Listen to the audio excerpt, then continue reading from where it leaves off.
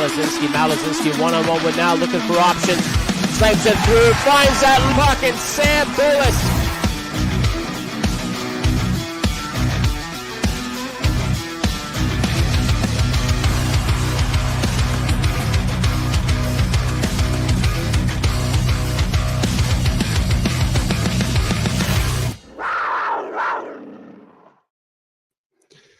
Greetings, welcome back. Ben Callahan, we're back for episode 3, mate. We are, and there's the first thing to say is happy birthday, Chris. What a way to spend your birthday with a bit of hockey talk, eh? You know I wouldn't have it any other way, mate. What a way to do the birthday. I know. You've been excited for this for a while. I really, really have. Listen, I got a dress. Although I think it is working. I've got ticks now. We were having issues with going live on Facebook. I hope that you are all able to watch it on Facebook now. I'm just double checking it because we suddenly got this horrible message that said that there is an issue with Facebook. But fingers crossed, we are with you all now. Wherever you're watching, whether it's on Facebook, whether it's on YouTube, I think it's even on my LinkedIn page as well. Put your comments, put your questions in the comment section. We'll be able to put those up on the screen. Lisa Williams, welcome. She says, happy birthday, Chris. Bless you. Thank you very much. I would raise a gin, but I got to drive back from the office, so I haven't got one yet. Ben, you're impressed I behaved. Yeah, I am a little bit. I wasn't sure what kind of state we were going to be in when we got to this, but it's a working day, and no, I'm looking forward to this. It's going to be good fun. A working-ish day, to be fair. I made it a little bit easier. Good evening, Charlotte. Nice to hear from you. Happy birthday, Chris. Thank you very much. Obviously, it's lovely for you to do that. And the unfortunate thing is that where Facebook isn't working great, that's where we get most of your comments. So I'm really gutted. We'll probably be able to, if it's not on there properly, we'll be able to broadcast the recording of this show so you at least get that. But sorry that you don't get fully involved as we normally do, which is a real shame, isn't it, Ben? Because one of the huge things about this show is it's all about the fans, and the fans get to sort of like get involved with their comments and questions up on screen.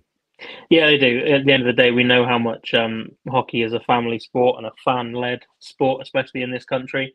And shows like this really open the door for the fans to get in touch with the players and everyone else we got on the show. So, yeah, it's a bit of a shame. But if people are out there on YouTube, get on your own social medias and tell everybody to jump over to YouTube. So we'll get these numbers up. Everyone will be here soon. Exactly. And so if you are on Facebook and you can't put comments, if that's not working properly, and jump over to YouTube, to the Wildcats YouTube channel, or search for Wildcats Unleashed, and you'll be able to catch up with us live and put your comments in there. We've still got them coming in. One of our sponsors, the Training Fox. Happy birthday, Dorsey. Thank you, mate. Thanks, Steve. Paul Williams says, don't worry, Chris, the YouTube Massive are here. Clearly with the ear there, he spelt that the other way wrong. So they are listening. The good news is our first guest is in, Ben. He had us worried. Yeah, a little bit, but he's here. I hate to tell you, Aaron, but Wellesley reckons he's making some money off of you for turning up late now. I'm not one to stir her out, Ben, am I, to be fair? You've thrown everybody under the bus there, Chris, haven't you?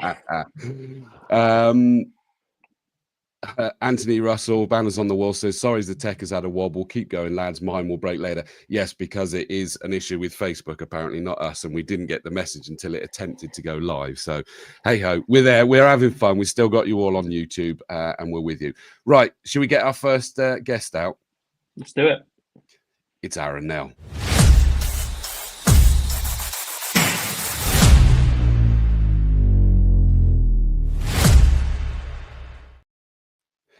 Mr. Nell, got to put you in the main one. Evening, sir. You all right? Yeah, good. Thanks. How are you? Yeah, very good. Thank you. Very good. Welcome back to Wildcats Unleashed, your show, obviously. Episode 3, where we thought it was about time to catch up on what has been a rather busy start to the season, hasn't it? Yeah, it's been really busy, especially in November with all the away games we had. But I thought we come through it quite well, and looking forward to the run up to Christmas now. Interesting you should say that. And I know it's a question that Ben and I would both have. Looking forward to Christmas. I agree that normally it looks hellish for you guys. And how do you go in mindset to this festive period and all the games? It's just what it is. The time when the fans want to watch the games. The schedule this year is a lot easier than it has been in the past, and they're always busy games, always exciting games, and if you want to be a hockey player, you've got to play at Christmas. That's just what it is. Is it me? I was looking at it. It might be an optical illusion. It doesn't look quite as manic as it has been in the past with consecutive games. Yeah, well, last year, because of everything that happened, was as crazy as ever been. I'm pretty sure the year before was really tough as well. So, like I said, it's not as bad as it has been in the past, but it is just a time where fans want to watch games, and they're always really busy, and sport's really popular at that time of year, and it's just what it is. What about the season? Oh, sorry, go on, Ben. No, I was just going to say, actually, kind of before we touch into this season, you mentioned it there. You know, it's coming up to a year since we were back in that rink. How much do you think the club has changed since that first game back against Sheffield to where we are now, and the growth that everything's kind of doing on and off the ice this year? It's changed from them because we didn't know what was going to happen a year ago today. We still don't know if we're going to play at the weekend. That we've evolved, we've grown, I guess. It's been great to have Rob Furman on board, and everything this time last year we only had 2 games with having the bars at the rink, and we've really been able to develop what we're doing behind the scenes on match night, and it's a vision that we've had for a while, and finally we've been able to move forward with it, and I think our match night's really good, and the fans are enjoying on and off the ice. I'm going to go then with the question I was going to go with then. How do you feel the season has gone so far? It's starting to make a bit more sense because we had a lot of games in hand, and it looked probably worse than it genuinely was, didn't it? League-wise, I mean. The players have played really hard. We've had a lot of close games, some frustrating games that we've lost at the end, obviously, and but I think the last 10 games we've been really good. The Sunday kind of summed up our season a little bit so far. We played so hard. I can't fault any of the players' effort, and it was a really good game. Leeds played great, and so did we in a different way, and it was a really close game. The 9 of the 10 games we've lost so far have been by a goal. The other one was by 2. And look, do I think we should have a couple more points this season? Yes, but I'm really happy with the players and how hard they've been playing. I mean, it's interesting that you say that. Yeah, we have had a few more points, but the thing that's amazed me about the league in general. And I think every club has got to turn around and say this, is that everybody seems to be able to beat anybody. Yes, it's a lot different than the past 2 years, especially. I think the lower teams have improved their goaltending. That makes it a lot more difficult to break them down, and it's every night. If you win, you're happy, and you, especially away from home. If you win away, whoever it is, you're just delighted, and it's really close. And you can, I think Leeds might have lost 5 games in regulation so far this season. I think they did that in the whole year, maybe this year or last. So a lot closer, and that's good for us, and we're just trying to hang in. When you were putting the team together over the summer, and you saw everyone else kind of putting their rosters together, did you anticipate it was going to be as close as it is? I did. I probably did last year too, though, and it wasn't the case. So you always.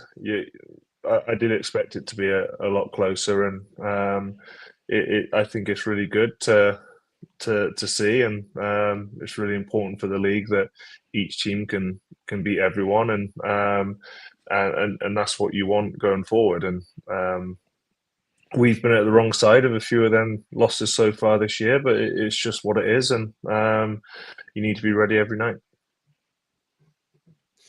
Well, actually, it's a great comment. Chris Hardy is watching. He says, for me, this season, we've watched some of the best hockey at the Link, and long may it continue. We're perfectly poised going into the Christmas fixtures.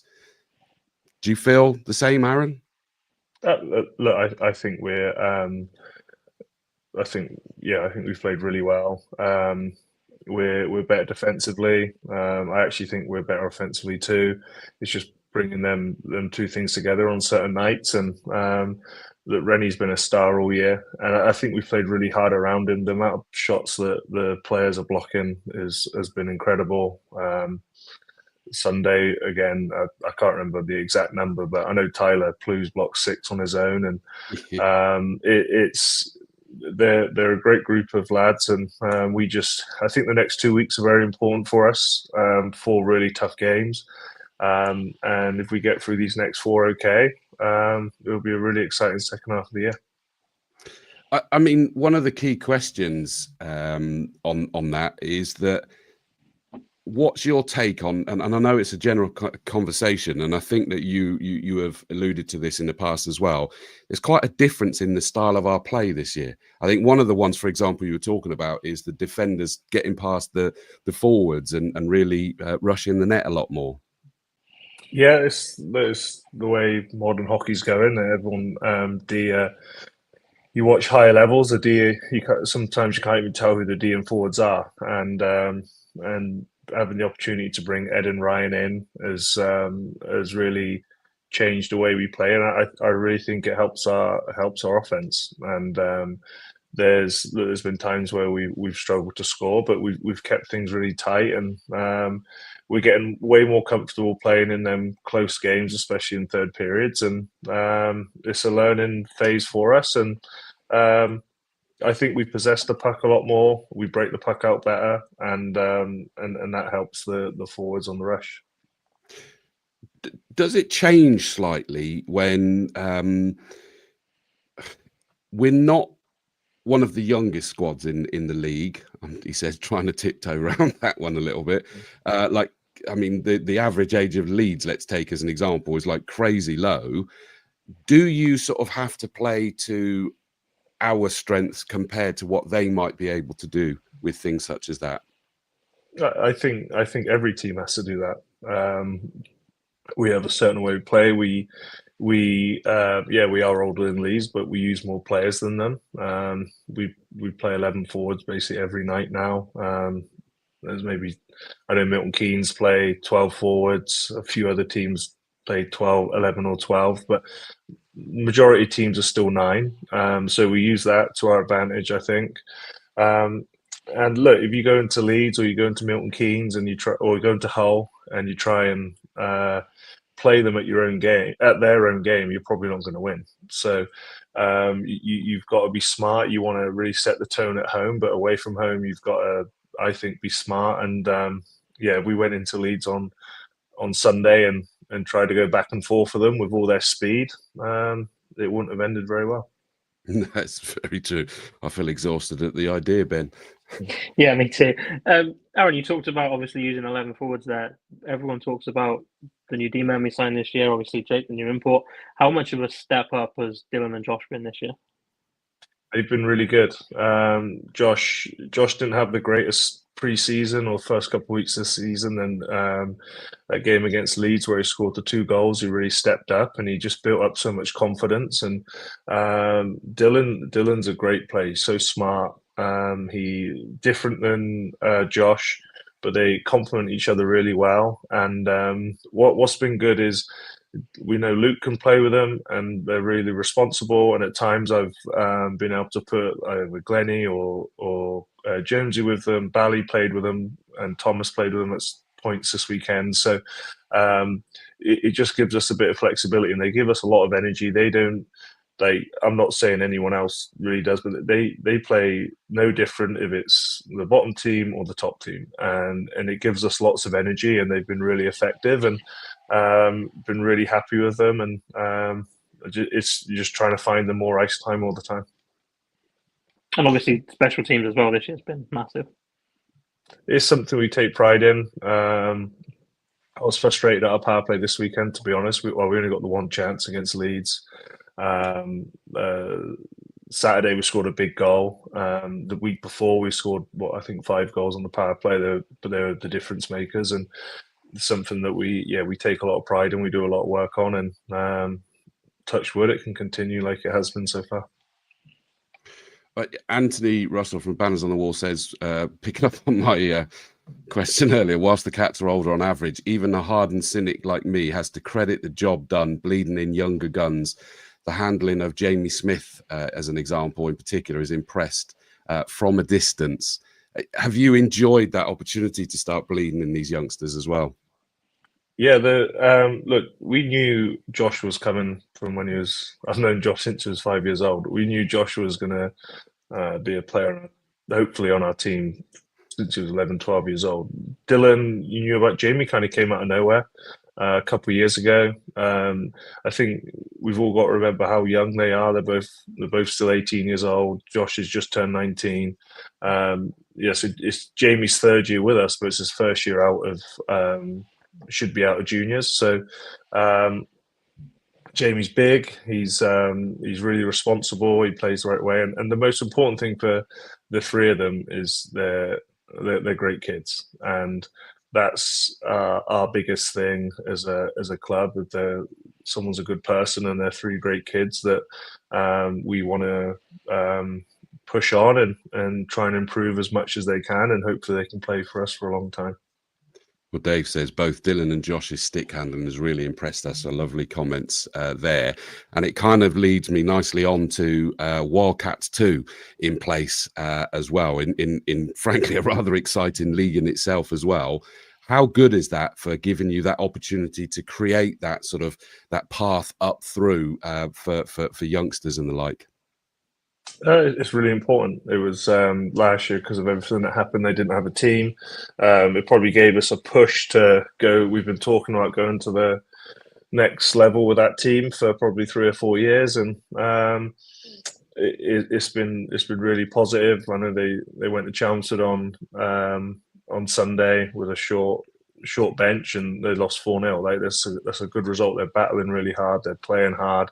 The stuff we do in the mornings with the younger players and some of our players really helps them. And that there's going to be players in that team that will be in our team over the next 2, 3, 4 years. I'm sure of it. We got a really exciting netminder in there now, haven't we? Yeah, Ben's doing really well. He's working a lot on his fitness. He's got great ability, and he's really impressed us so far this year. We've always knew he's one for the future, and he's been exceptional this year. And as fans, we've got to really take a lot of excitement from that you guys are really not just playing the here and now. You are building and planning for the future.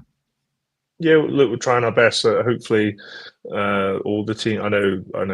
We've obviously got a very close relationship with Leeds. I know Leeds are doing that, and it's about trying to keep up. These players don't grow on trees. Jamie and Dylan have almost been a bonus for them to be like they are so quickly. To be honest, we probably didn't expect. They're probably a year ahead of what we expected from them.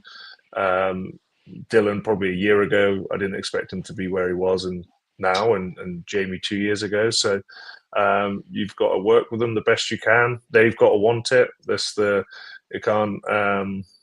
We can't do everything for them. They've got to want to be professional and really want to play hard. And the 3 that have come up so far have really done that, and really happy for them.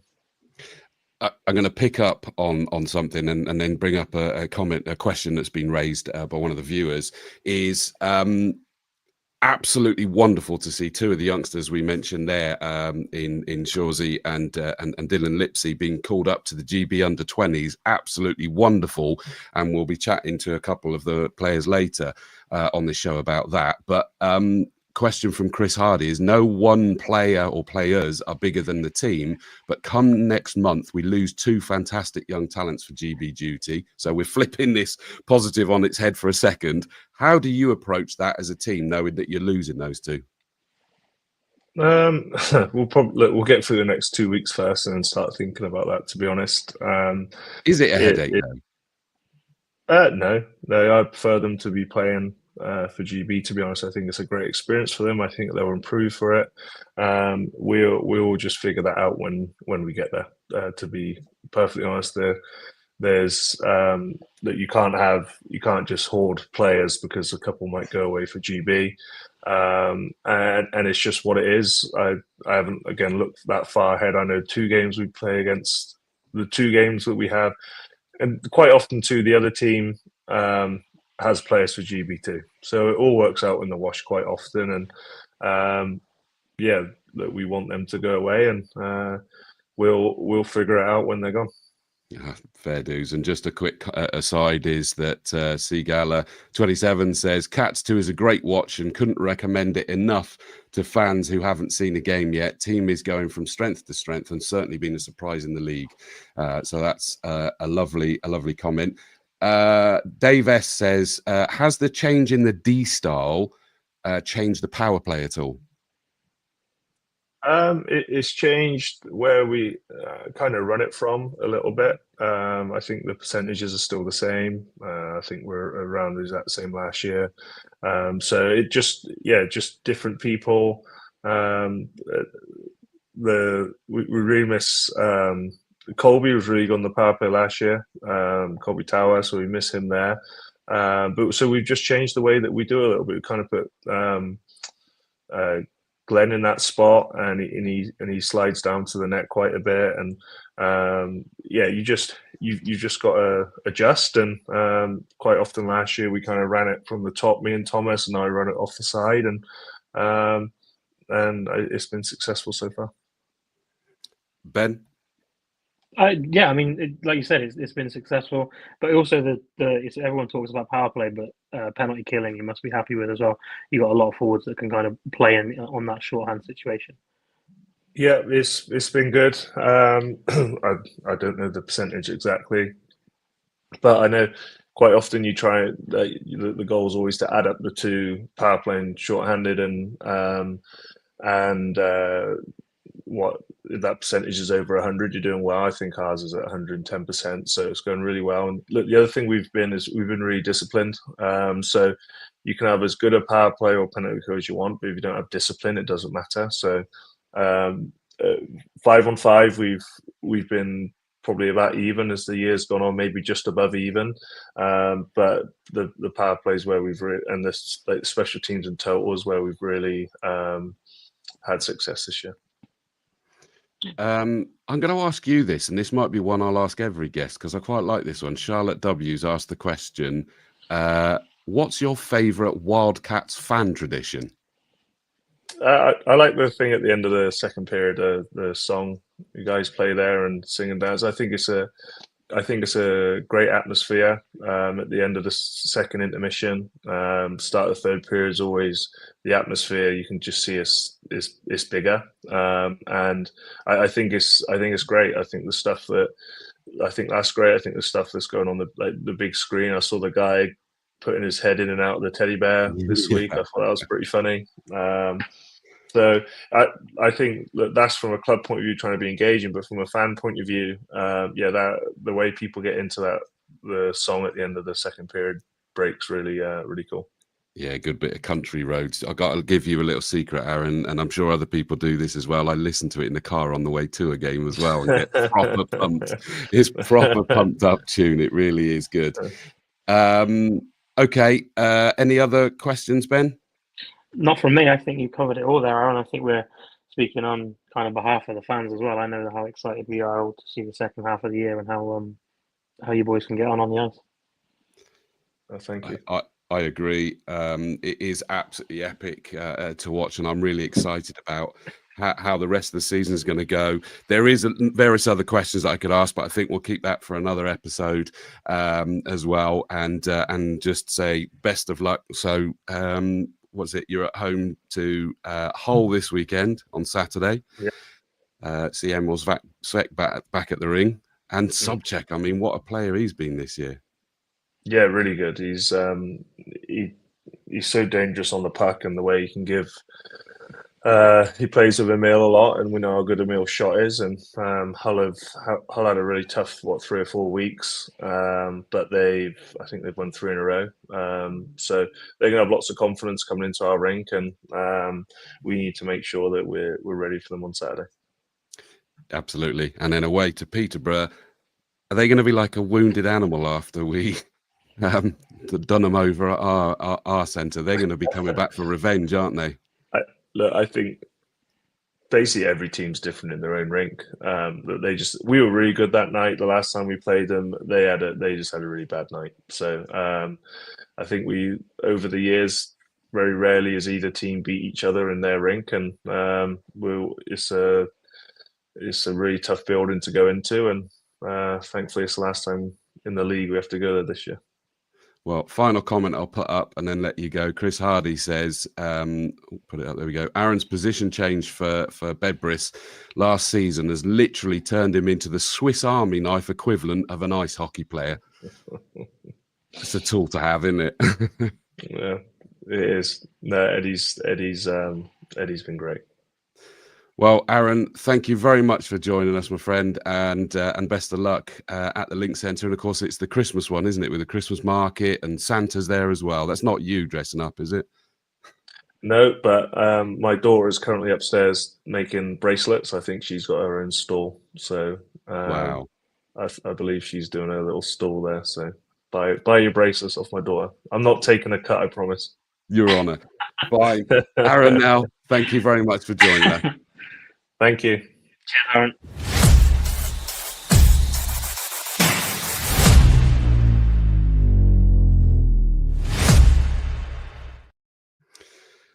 Ben, right, just very quickly, just because there was a couple of generic ones that I wanted to do. Britboy HQ checking in as well. Chris Main, hi Chris, welcome to this from Asa Plumbing and Heating. Absolutely loving the season so far, and I may be biased because obviously she sponsors. I wonder why. Yeah. But Rennie is on fire this season. Actually, she isn't being biased, is he? To be honest, he is. No, she's not. Rennie's been superb this year. Anyone just needs to look at that save from Leeds on Sunday and 1.45 seconds on the clock. Throw a pad up like that. Fair play. And the stats. I mean, what was it? 51 shots on goal or something crazy. Yeah. One of the best netties stats-wise this season. She also says that Josh Shaw is on fire this season. Agree. And she says, absolutely loving the fan engagement and social media and music this season. I agree too. I'll tell you what, actually, I'm going to very quickly ask you this one rather than the players because it's probably not as relevant to them. Oh, you've put me on the spot here, haven't you, Chris? Too right, mate. It's about time. Loving all the fan fests. If you could pick the next theme, what would it be? Thinking practically, I've always thought a really good night would be a St. Patrick's night. Towards the end of the season, everyone's kind of winding down. I think a St. Patrick's night in the rink. It kind of follows a similar pattern to what the Oktoberfest one did. I think St. Paddy's Day would be a really good night at the Link Centre. I like the sound of that. Oh, Plusey's actually put in the chat St. Andrew's night. You would, Plusey. Oh, of course he has, yeah. We got to make sure we'll get to that in a minute. Yeah, we'll get to that in a bit. That's a fair shout. That's definitely a fair shout. Right. Talking about FanFest and all the fans, I think it makes sense to get our next guest out, and that is from the supporters club themselves. Delighted to bring you out now, Stacey Sprouls.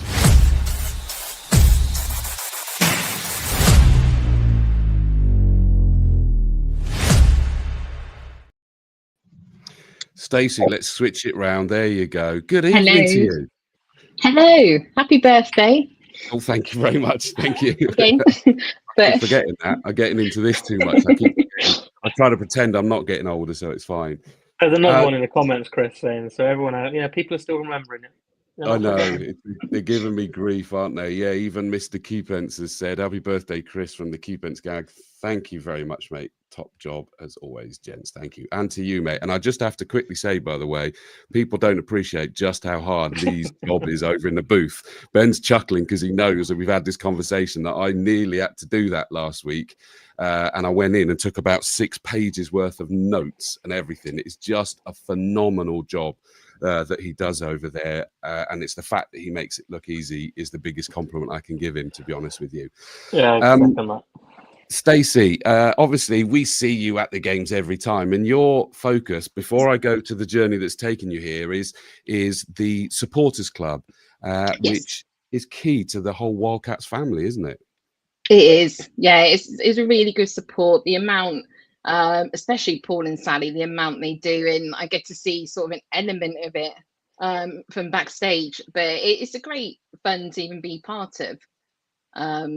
And every night, and sort of saying hello to everyone on the merchandise stands, and yeah, it's a hell of a lot goes on behind the scenes that sort of I think some people probably just take for granted. But the amount Paul and Sally do is unbelievable. And I know that he's always very thankful for the jobs that you and everybody else do as well. So that just shows that it's one heck of a team. And even the end of season awards, that's actually run by the supporters club, isn't it? Yes, it is. Yeah, it's a great event. Anybody who hasn't been, it's definitely worth going to. I know both my kids absolutely love it. It's one of their favorite times a year. But it's definitely worth going to. I love the going to the 10-pin bowling and things like that as well that get set up, playing against the players. Yeah, that's got really busy the past couple of years. It always is brilliant, but Plusy was with me, so he'll know just how good I am at 10-pin bowling because he saw it. The chuckle in the chat there, the chuckle. Yeah, exactly. But I just love how it get people, everybody involved, and it's not just with each other, but with the players as well. Yeah, that's what's good. And it's also nice seeing the players sort of from the ice, like they are just normal people. They're all so friendly. They'll chat to you, and it's just a really good laugh. And we've got one coming up, the Christmas party and Skittles night. Yep. So that'd be good. And yeah, it's always something to do. But yeah, definitely sort of come along to any of them. Obviously you have to book up first. But no, they're definitely worth doing. But it's good just seeing it from a different side, and then just even getting to speak to everyone. It's nice. And these events, there is actually member and non-member prices for some of them as well, so that you can come along and check it out. But I always do recommend, and I can say this with no bias, join the members, the supporters club, become a member. It is well worth it.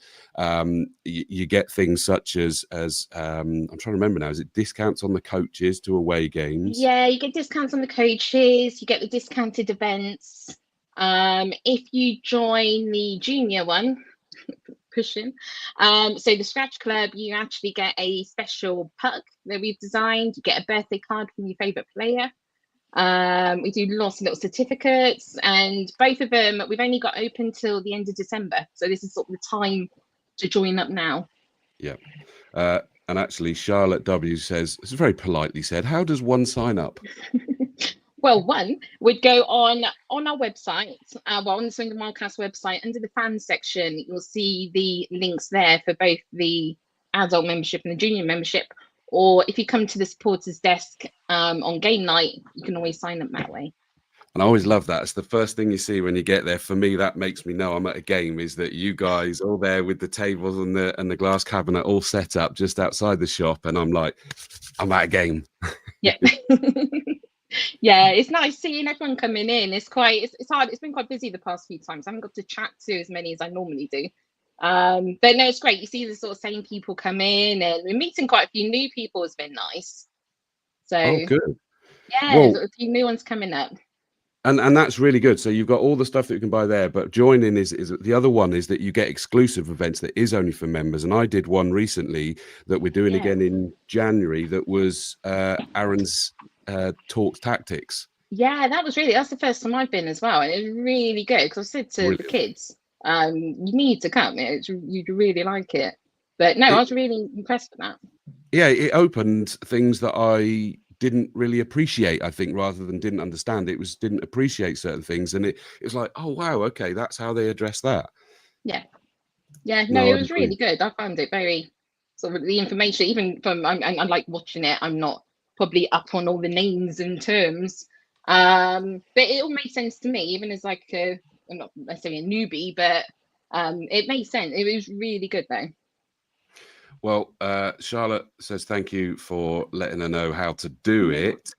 Paul Williams says, great work by all the supporters group volunteers, and great to see Steve Spencer smiling his face when you arrive for a game each week selling the 50-50.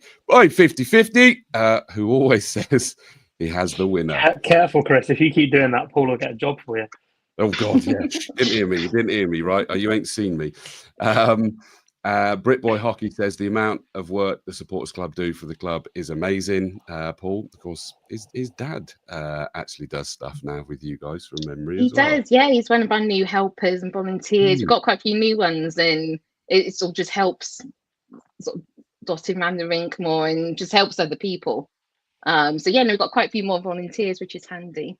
Yeah, so the continuation of that was that Paul, Sally, Stacey, and the rest of the crew worked so very hard. Charlotte says, always find the tactic talks fascinating. Agreed, it was amazing. Question, I think I know the answer, but I'll ask it anyway. From Chloe, is the skate after next week's game for support members only?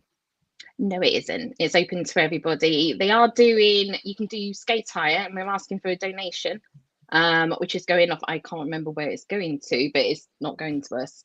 But it's going off somewhere. But we're asking for a donation. But no, it's open to everybody.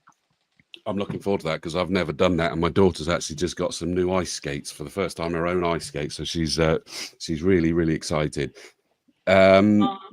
Chris Hardy says, love Stacey's game night reels. Keep them coming. Where did that start from? For anybody who's not seen it, you will see after every game, shockingly quick as well, I have to say, is that these reels come up from that night's action. Where did that come from? Yeah, well, I've always liked making films, normally of the kids and go pumpkin picking or something. I've done a few little course things, learning about different things you can do with your phone. And we went to, it was a Slough away game, and we were right at the front, and I thought I might just try and get a couple of little videos for me Instagram on my stories, and then I just ended up doing like a whole lot of video, and then done it, and then I got one. Tyler Plough scored that night, and it's amazing. Yeah. Oh, no, I'm not sure. We need the video evidence on that one. It's back there somewhere. But yeah, said it's really good. Now I thought, actually, I'll try another one, and then yeah, it just went off from there. But yeah, it's nice. The amount of nice comments I get is really lovely. But no, I do enjoy making them. It's a bit of a challenge sometimes getting them on. But yeah, no, I normally can get them up quite quick. You do, and we do love them. Ben, I know you were going to take the questions along like the kids' background. Yeah, I was. Obviously, it's not just Reels and Supporters Club. You're a hockey mum with 2 kids in the Wildcats Academy. I am, yeah. Future stars of tomorrow, do we think?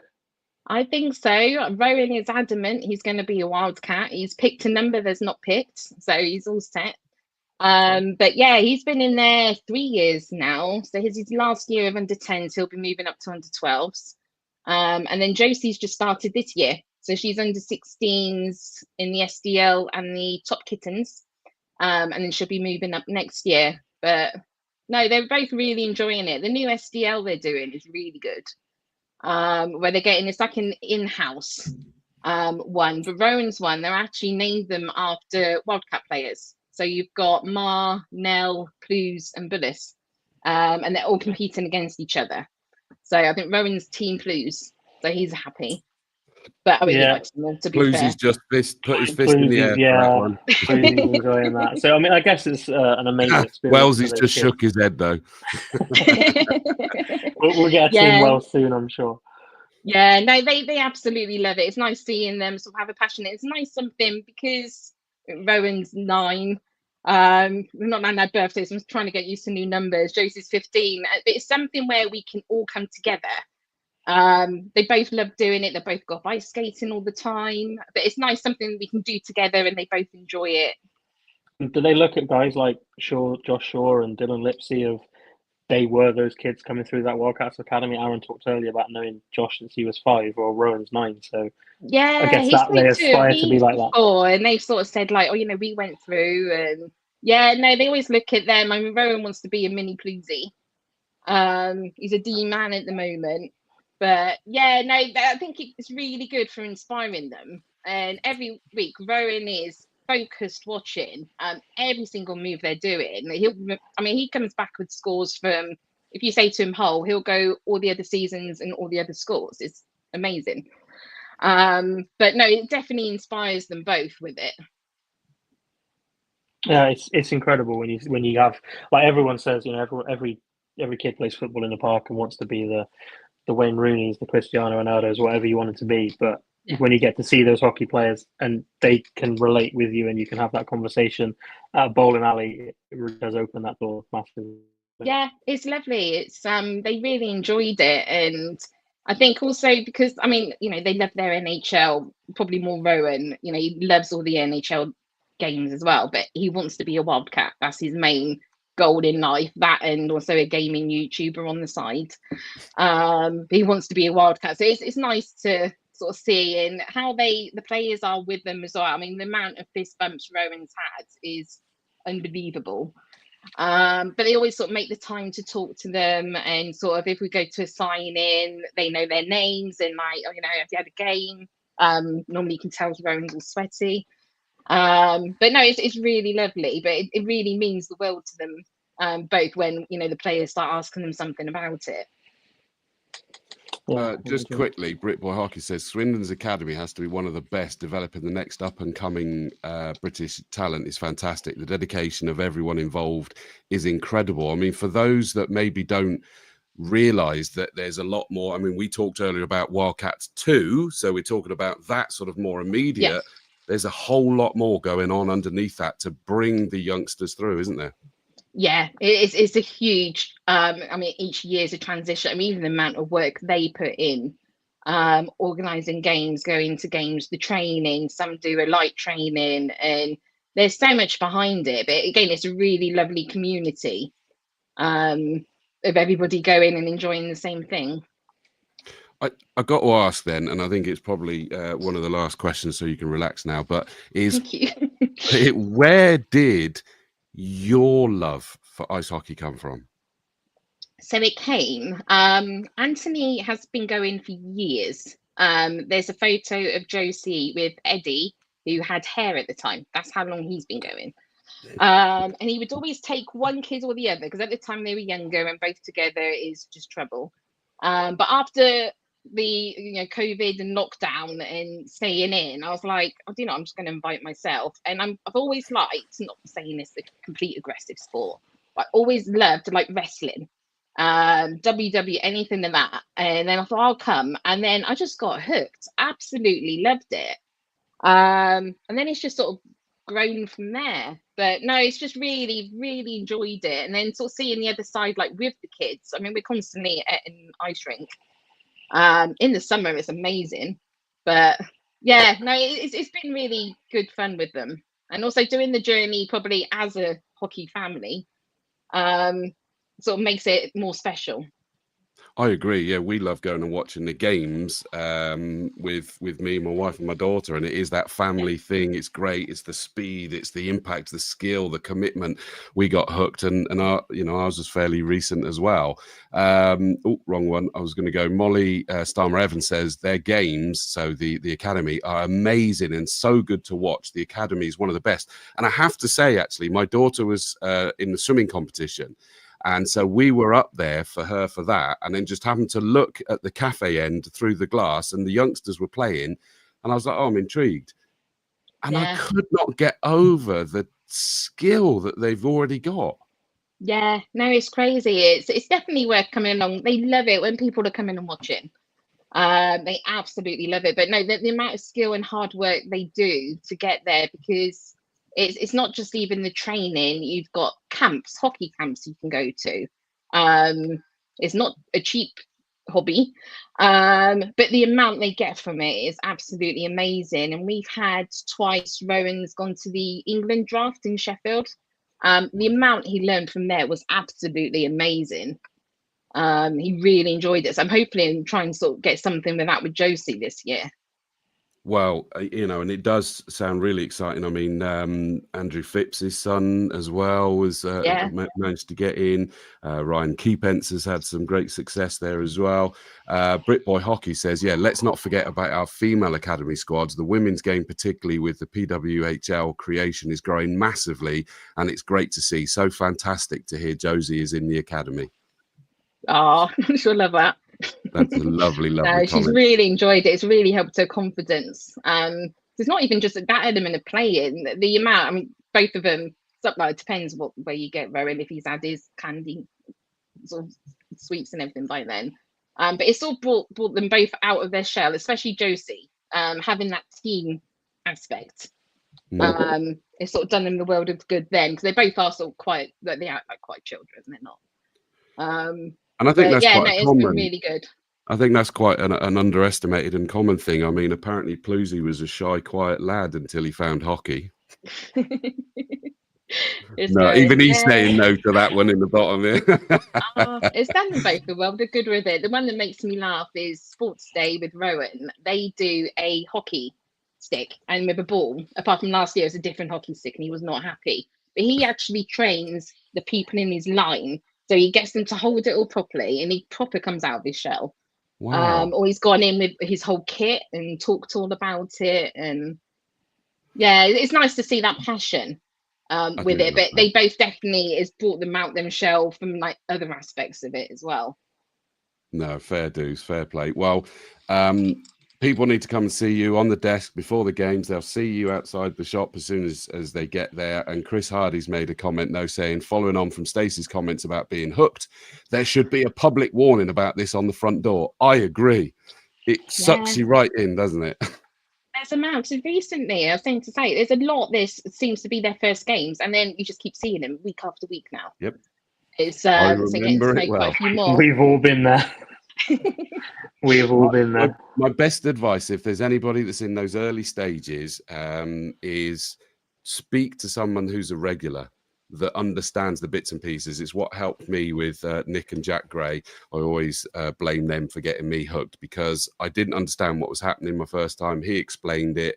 And as soon as you get, it's not as complicated as you think, is it? But as soon as you get the little bits and pieces, you go, now I see what's happening. Oh my God, this is fast. This is strong. This is skillful. That's it. Bang. Yeah. I can't even watch football on TV these days because it's like, no, they're not trying hard enough. That is really good. Another good tip, if you are new to it, come and see us at the supporters desk. We have posters which explain all the rules, everything that's happening. They've been quite handy. Quite a few people have come and said, well, no, these are really good. No, and Charlotte said that's what happened to me. Britboy says it seems like hockey is a vacuum or a black hole. Steve at Training Fox says once hooked, then you're back again and again. Before you know it, you're a sponsor. Yep, I can relate to that one myself as well. Absolutely, it is. It is brilliant. Stacey, thank you so much for joining us. Sorry, That's Ben. Okay. Thank you for having me. I've assumed that. Are you done as well, Ben? Yeah, I think so. Thank you so much, and I'm sure That's everyone will be there. You. Be there talking to you on Saturday night. Will do.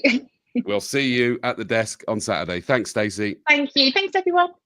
Cheers.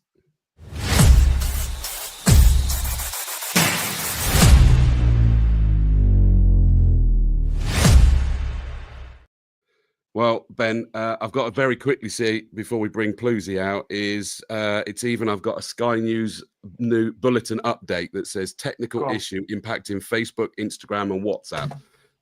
So does this make it official that we've broken the internet? It is. It's all our fault. Is that as soon as we went live, little did we know that was going to impact us. So apologies, guys. That I think I did see that you can now view it on Facebook, but as soon as you try to go to the bit where you can add comments, it just stops, and it's an authorization issue or something like that. So we do apologize, but it's all on YouTube. You can see it there, and get your comments, your questions. If anybody else has messaged and saying where's it gone, let them know it's on YouTube and get them over here for you as well. Right, let's get our next guest out, shall we? Let's do it. He's sat so well behaved in the background, which He was is just curling up his tash as well. I So know. Right. I try not to laugh. It is. It's one of our main men. Cut this guy in half and he bleeds well. Wildcats. It's Bluesy.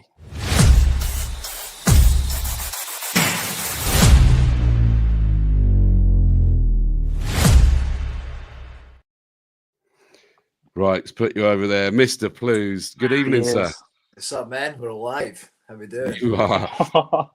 I've got to congratulate you as well that you were listening enough that every time we made something that was relevant, you gave us some abuse back as well. Yeah. Show's been good so far. Quite enjoyed it, actually. No, it's good. Thank you, mate. Number of questions then that we've got, and I know that people will be jumping in with their questions as well. For example, Britboy Hockey says, Bluesy. Training Fox says, here comes trouble. Where does that rep come from, eh? What do you mean? No shit. I didn't know your dad was on the show, Tyler. Chris Hardy says, number 24, legend. Be careful with the cursing. No, you're a consummate professional. You're a media trained darling these days, aren't you? So That's it. I think have you been on all 3 shows, Bluesy? I've been on one before. Have I been on the first one? I can't remember if you were on the You were definitely on episode 1 because it was like child binding with you and Bully. But yeah, I don't think I was on the second one. Then okay. Yeah, I might have a night off that night. Well, I think that when I said that you were on this one, I think Bully said, "Oh, I wasn't even asked." And we went, "Wow, what can we say?" He'll be on the next one, and you get a rest this time. Exactly. Ben, you can start because you had some good questions for Bluesy as well. Bluesy, does it feel like you've been here for 8 years? It actually hasn't, mate. There's place, honestly, when you look back to that first conversation that you and Aaron had that summer back way back, like, did you think you'd still be sat here now chatting to us live on YouTube and around the world? I remember speaking to Aaron sitting in my girlfriend's kitchen, sitting on the phone to him. But yeah, here we are, all these years later, and do you know what? I loved every second of it. Wouldn't change anything for the world. So it's been fun. Proper home away from home. It is, yeah. My life's down here now, and you know what I mean. I work here, live here throughout the summer, throughout the season, and yeah, like you say, it's a home away from home, and I wouldn't go anywhere else. I'm waiting for him to notice that message. Yeah, he runs the town. He runs. Yeah, personal joke. We've got a question that's just popped up in the comments, actually, which literally almost is word for word the next thing I've got written down. So I know that Wellesley sat watching, so pick your words, however you want to word this one. What's it been like adding him and adding Ed to the decor this year and having to work with them? Obviously, it's a different decor to what you've been used to in Swindon. We lost Wits, but what's it been like adding Ryan and Ed? Before you answer that, Tyler, just to let you know, Wellesley's just sat forward and rubbed his hand. I don't want to talk about Wellesley. I'll talk about Ed Bradley though.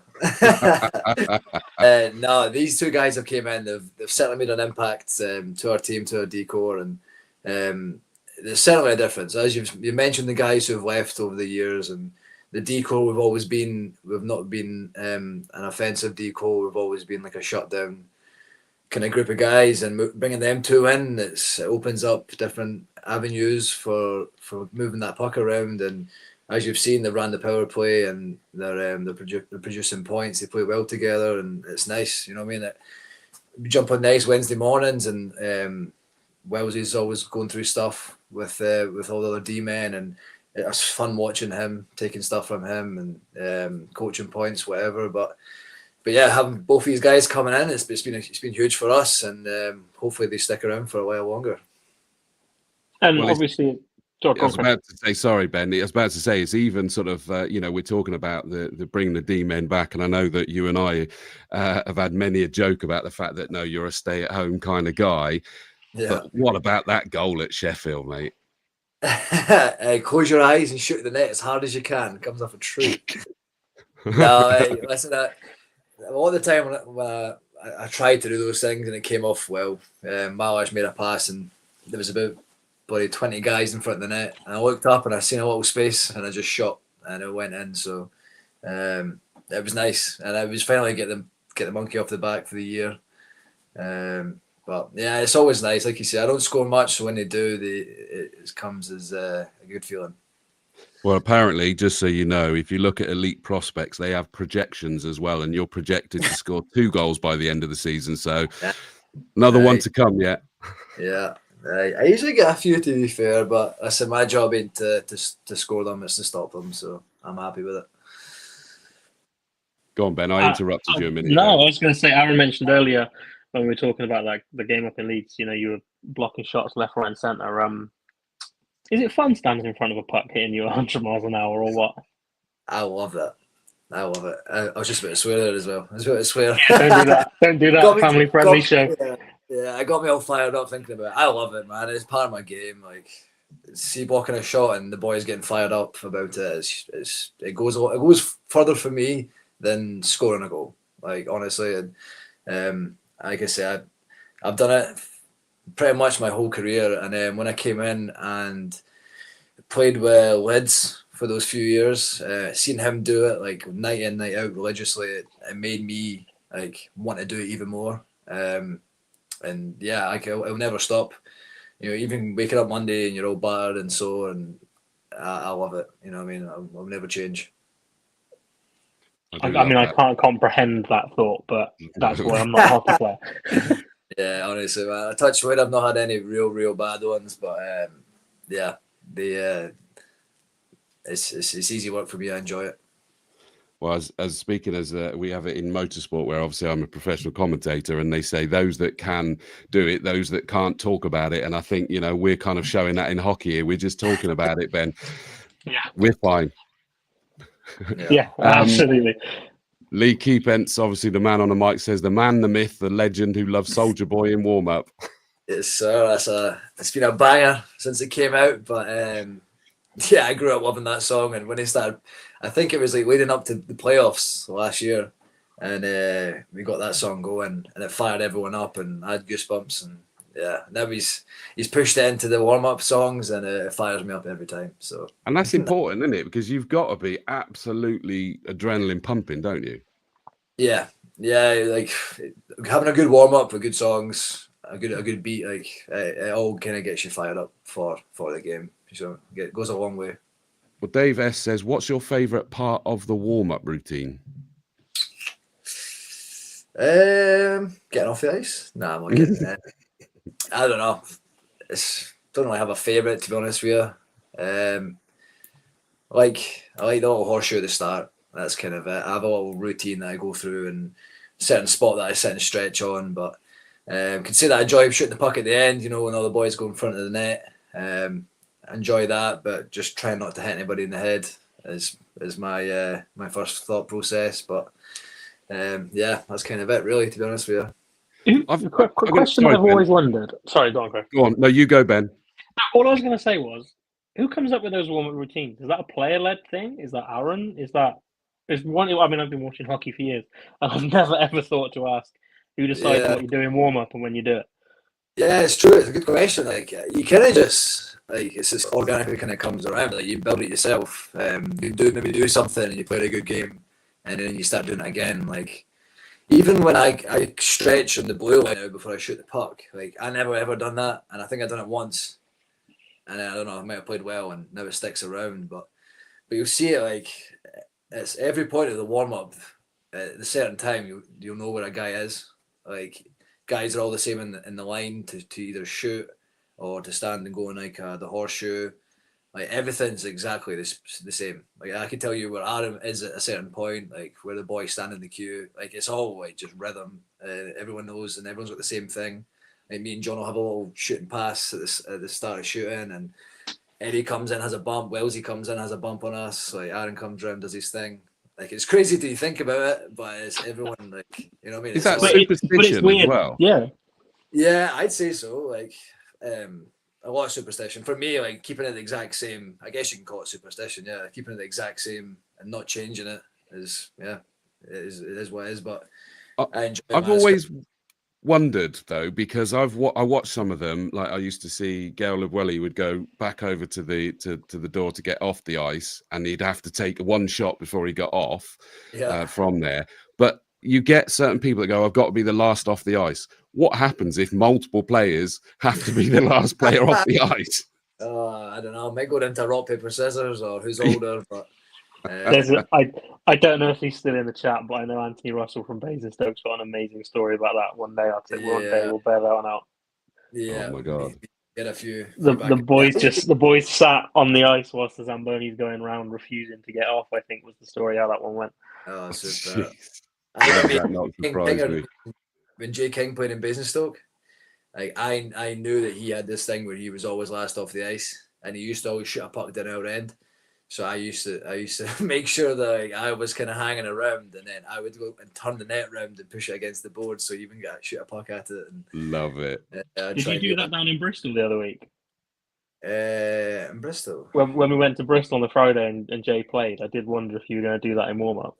Do you know what? No, I did. Do you know what? I completely forgot. Funny you say that. Yeah, I forgot Jay was playing for them till I saw him back on the ice. There you go. He's back now, so put that one in the the brain. You've just stirred officially there, Ben. I think that's yeah, cool. You really have. You really have. Chris Hardy says, it's been 8 years. Have you got your head around the Magic Roundabout yet? Do you know what? I think it's quite easy. I enjoy it. Yeah. It's so much fun. Yeah. When I first jumped on it, I was like, what is going on? Where am I? Like, what is this? But now it's just easy. Isn't it the same as how you just described how you take a shot earlier? Close your eyes and close your eyes and drive. Hope for the best. Safest way. It's how they find a little gap and go there. Yeah. But it was funny. Daniel says, Plusy, great player, always smiling. Let me just have a look. Okay, Charlotte's also said, what songs would Plusy add to our warm-up playlists? Probably no songs that would be able to get played. No. I'm a big guy for rap, and I do like a lot of dance music as well. Dance music would be good in it, but yeah, I'm a big guy on like rap. So there'd probably a lot of songs that would need to be cleaned up to be able to be played. But to be fair, Lee does a good job right now, so we're happy with the music. And if there's ever a time where we want to make our own playlist and stuff, he's more than happy to help us out. So. But for now, it's all good. No, fair dues. Don't know whether that's probably been answered. Charlotte says a guilty pleasure song that you want on the place but could never admit to. Is it like Barbie Girl or something? Bit of Venga Boys, maybe. Oh yeah, I get you. that works, but you don't want to admit it. Yeah. Yeah. We like to party, but Venga Boys could be done with that. Bit of steps. Yeah. Kieran Ginger says, red cola or iron brew? Do I need to answer this? Jeez, peeps. Iron brew all day. See, they don't make it the same down here, I don't think, no, because it used to be one heck of a hangover cure when I was up in Scotland. Yeah. I think it was ever since the sugar tax thing, they took obviously quite a lot of sugar out. And I don't cure the hangovers as good anymore. Definitely not. Lee Keepent says, note taken. So he listened. Neve says, have you got a favourite moment from the season so far? That goal in Sheffield. Yeah, no, we know. Do you know what? Not even that goal, to be honest with you. I'm trying to think. You know what? Even that Leeds overtime just at the weekend there will live with me for a bit, just because how hard we played the whole game. But like the favourite moment, I haven't really had one. I feel so far. Maybe watching Shawsey score 2 goals. That was pretty cool. Yeah. But still plenty of time to create them. So. Actually, picking up on you mentioning Shawsey, I wanted to pick up that point that we started talking about earlier. Shawsey and Lipsy getting selected for GB Under-20s. 2016-2017 series, you got selected and got to go and play for them.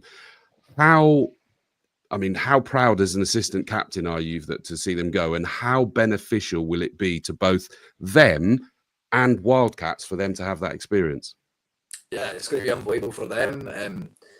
It's me and all the boys are very proud of those couple of guys, the way they've grown into this season so far. But it's going to be a good experience for them. They'll be the best kids in their group in the world. So yeah, it'll be exciting for them. They'll come back probably with more knowledge and more understanding of what they want to do in their career or what they want to improve on in their game.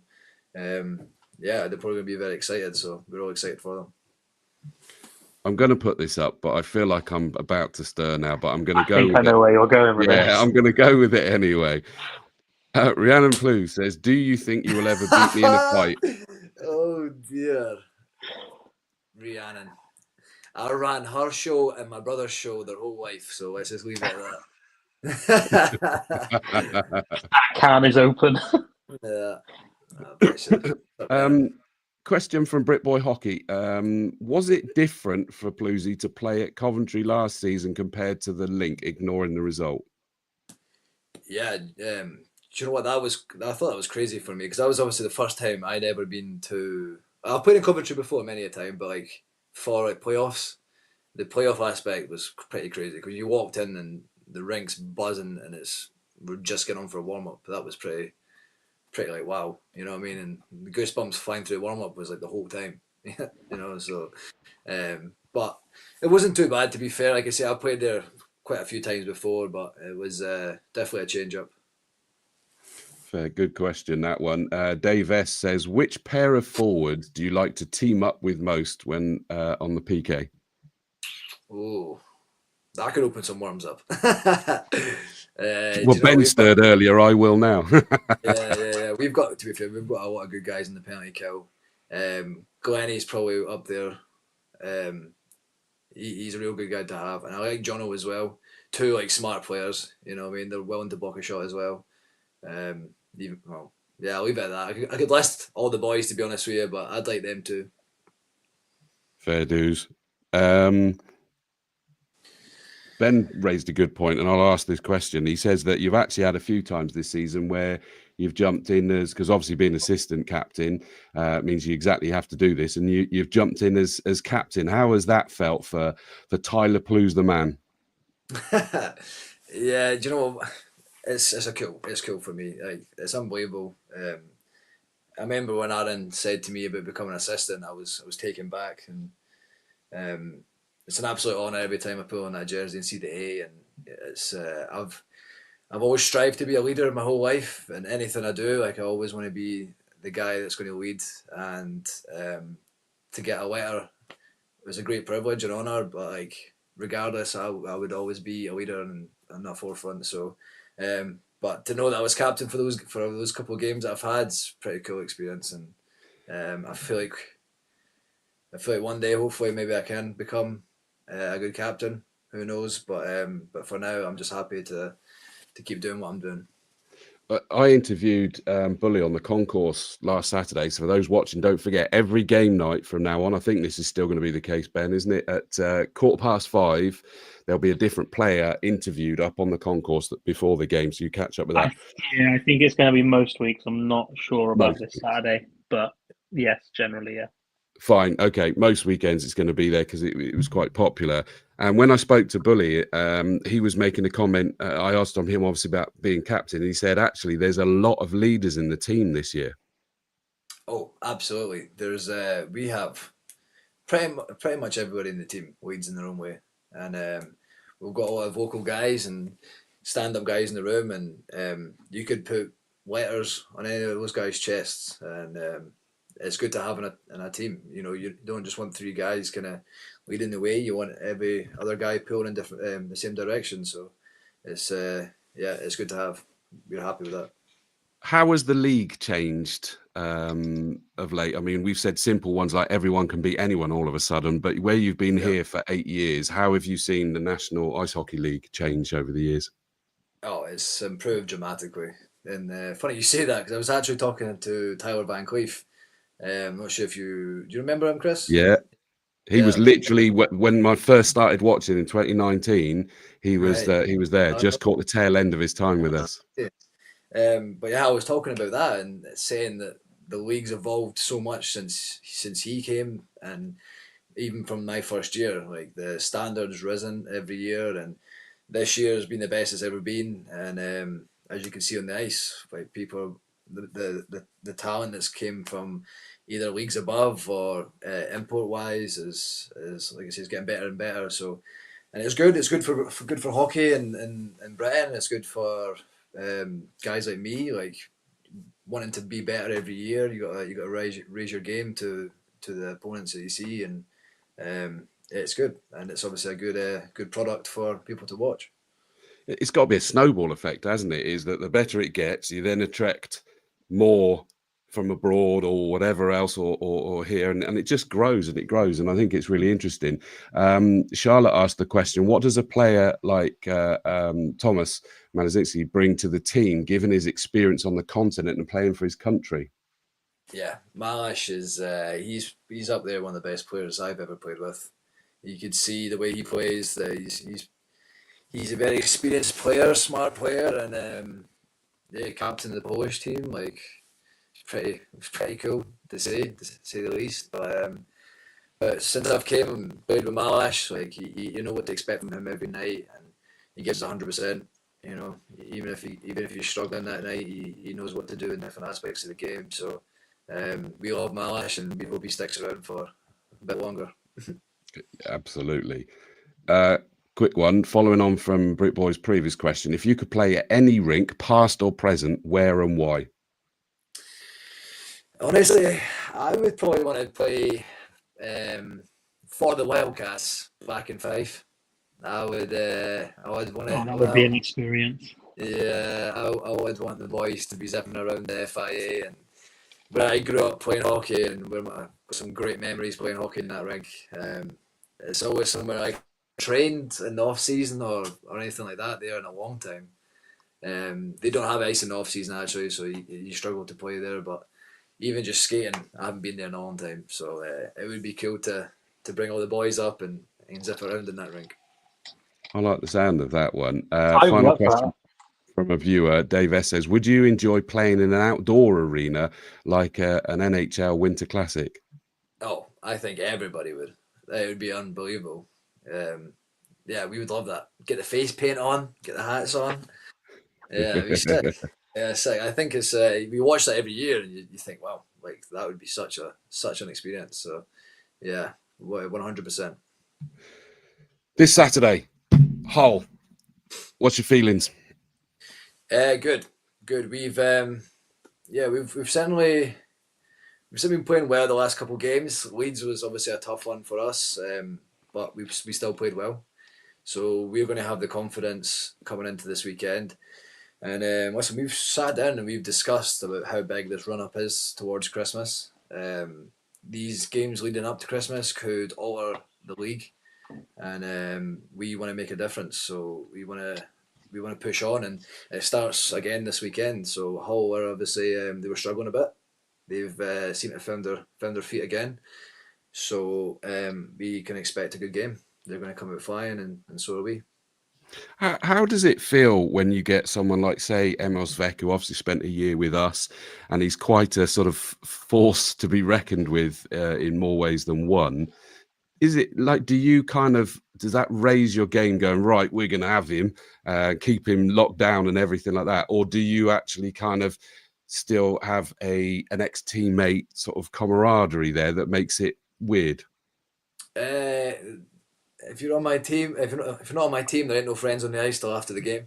So take that as you please. But every time you play a good player, you raise your game. You know what I mean? You have to, or you're in a bit of spot of bother. So they've got quite a few good players on their team. So every shift you can't take too lightly, and you know that they're going to have a caliber of player to score each shift they're on. So it's got to be dialed, ready for it.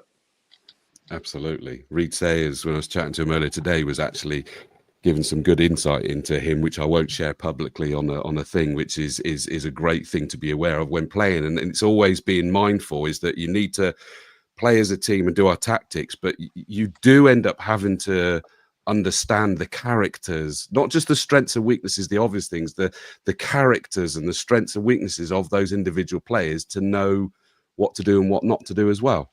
Like, don't wake the beast kind of thing. Yeah, absolutely. Like, it's common knowledge. Everyone knows Emil's got a big shot. He's going to shoot that puck 9 times out of 10. So you got to be prepared to be in a lane or don't give him space. You know what I mean? Those kind of things, and it happens for every other player. You kind of know over the years and over the games playing against them that you know what they're about, what they do. So you got to kind of adapt to that, and that's what we try and do every game. I love it. Ben, any final questions for Bluesy? Nothing for me. I think he's, as usual, smashed it out of the park. I got a quick one. Can I shout out little Bobby Kimber? He's probably watching right now. He's going to stay and watch Wellesley, but then get to your bed, brush your teeth, boy. You got school tomorrow, but hope you had fun. Fair dues. I like it. The Kimber family legends. All right, Bluesy, thank you so much for joining us, mate. And best of luck on the weekend. Saturday, home to Hull. Sunday, away to Peterborough Phantoms. Yes, best sir. of luck. Let's see if we can make it 4-pointer. Yes, sir. Absolutely. Thanks again, boys. Legend. Thanks, mate. Cheers, Bluesy. Bye-bye.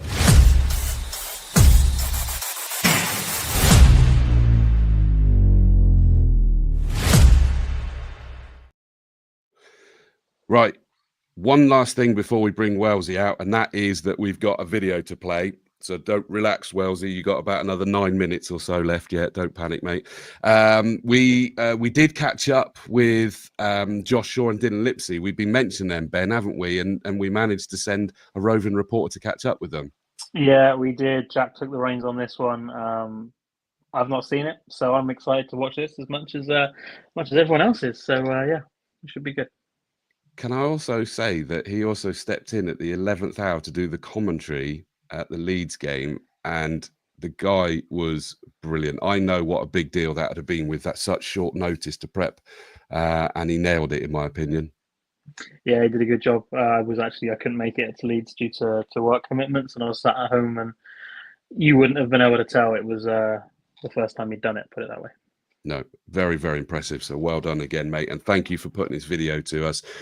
So as they say in the movies, roll VT. How are we doing, Wildcat fans? Welcome to this special segment. We hope you've been enjoying the show already. And I'm joined by two special guests from the Wildcats, starting with number 77, Josh Shaw. How are we doing?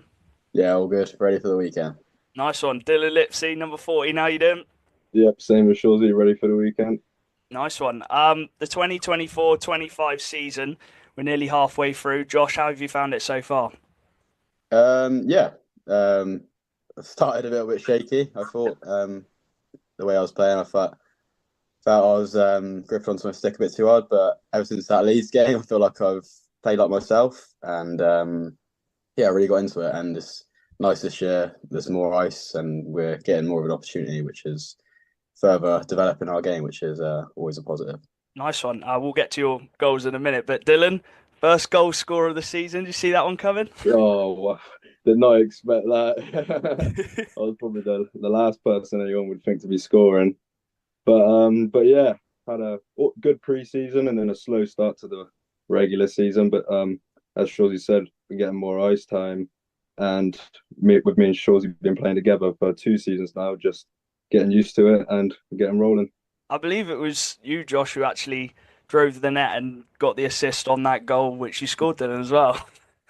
I can't remember. it was that long ago. It was against Telford. I can't remember. I think you drove the net and then Dylan tapped it in at the back door. But that's the kind of goals you want to set the season off with. Josh, you said you had a tough start to the season, and it come to that Leeds game. How was that? Getting 2 goals against probably the best goalie in the league, and one of them as well, the game-winning goal. How did that feel?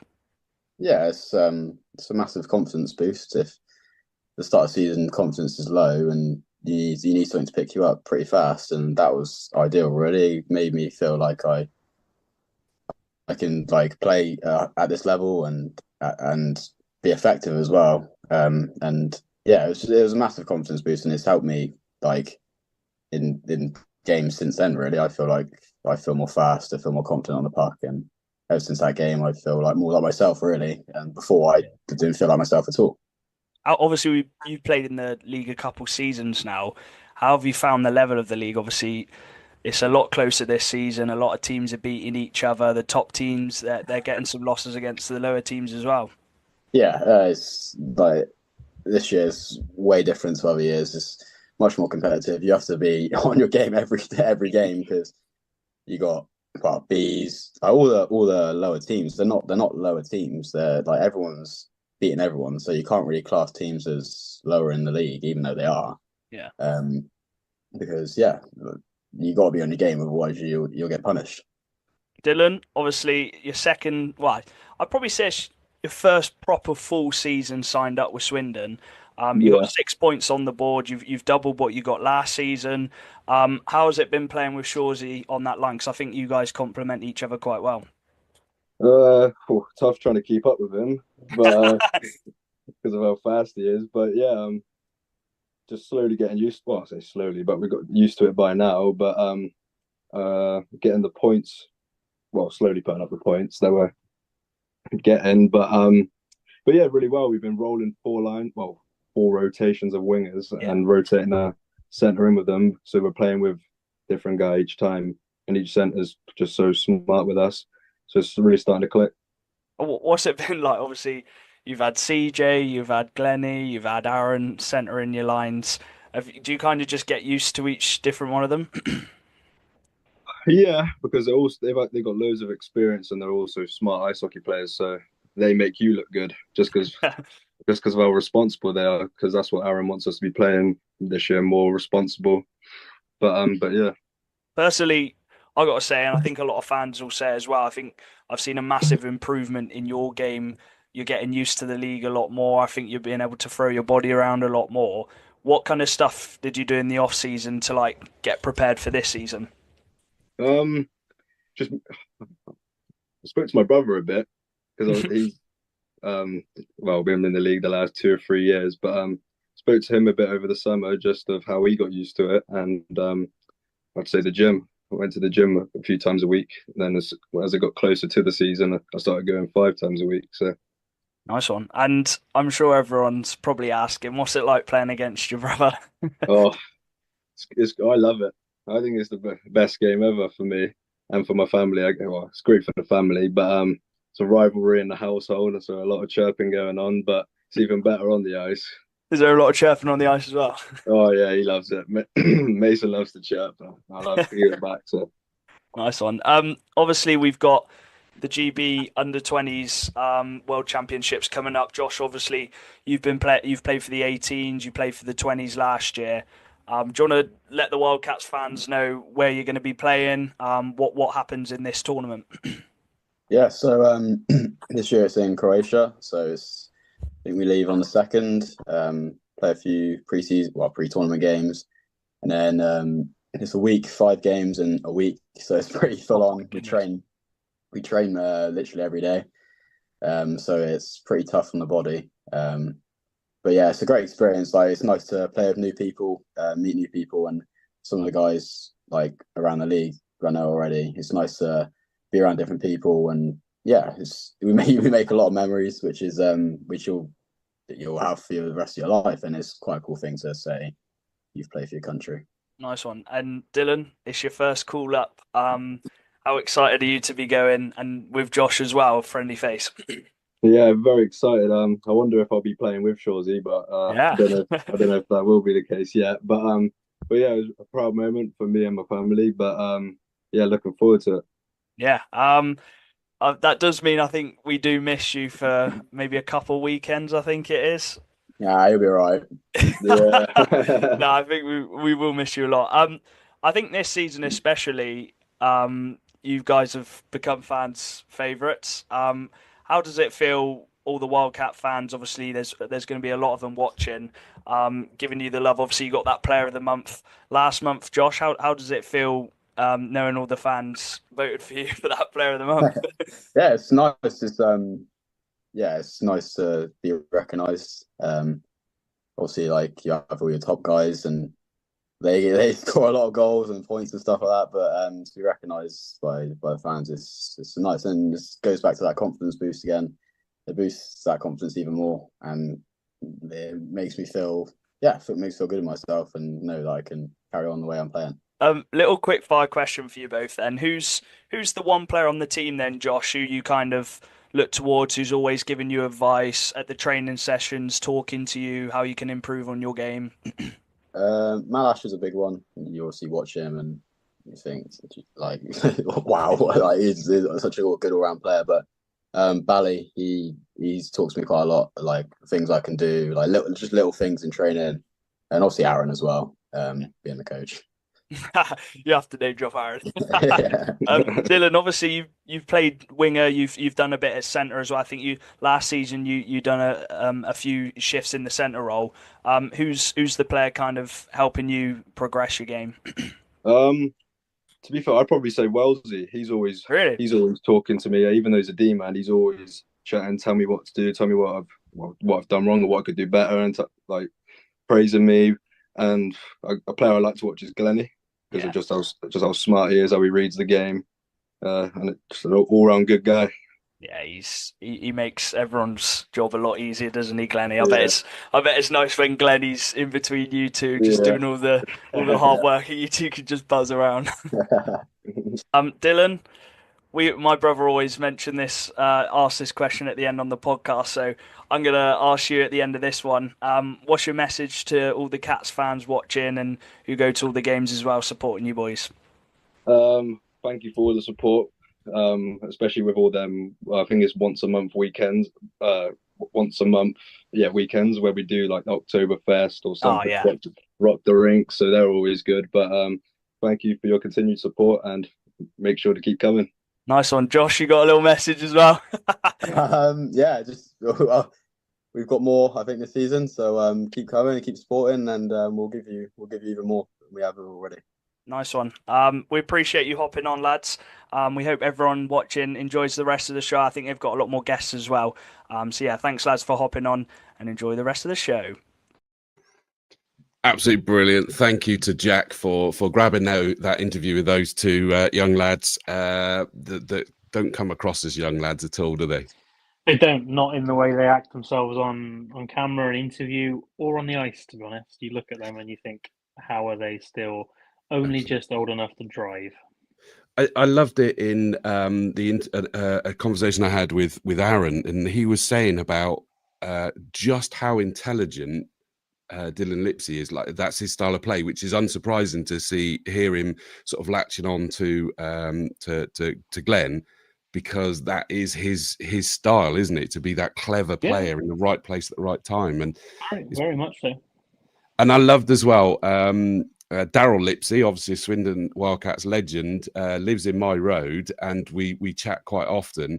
And he is really excited about going over to Croatia and supporting his lads. So no matter what he's done there, he is still that absolute proud dad.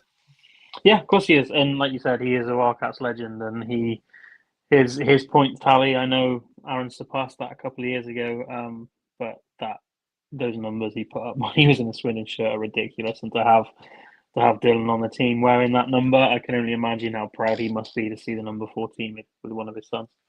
Absolutely. I took it off briefly at the bottom of the screen here when we had that, just because it was going up. So again, it's back on. Thank you again to all of the sponsors on behalf of Swindon Wildcats, myself included. Visual PR, my company, doing video content for commercial and sporting organisations. But all of you, amazing support, and I love getting together with everyone when we do the sponsors nights.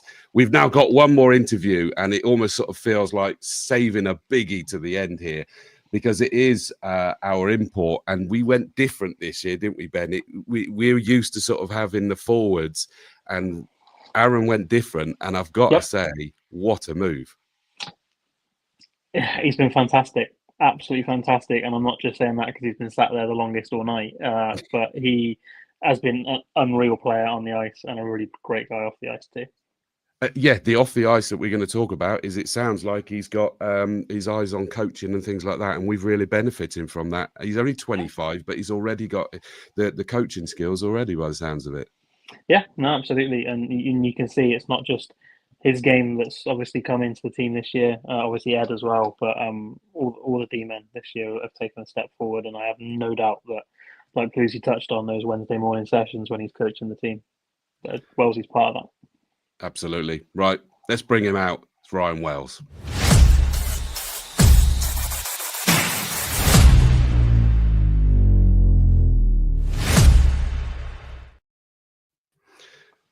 Mr. Save the World. best for last. I Here we can't go. say that. So,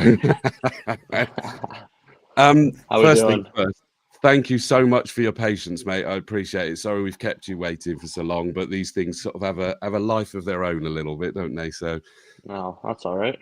much appreciated. First things first. Obviously, you're one of our imports this year. You've come over from Canada.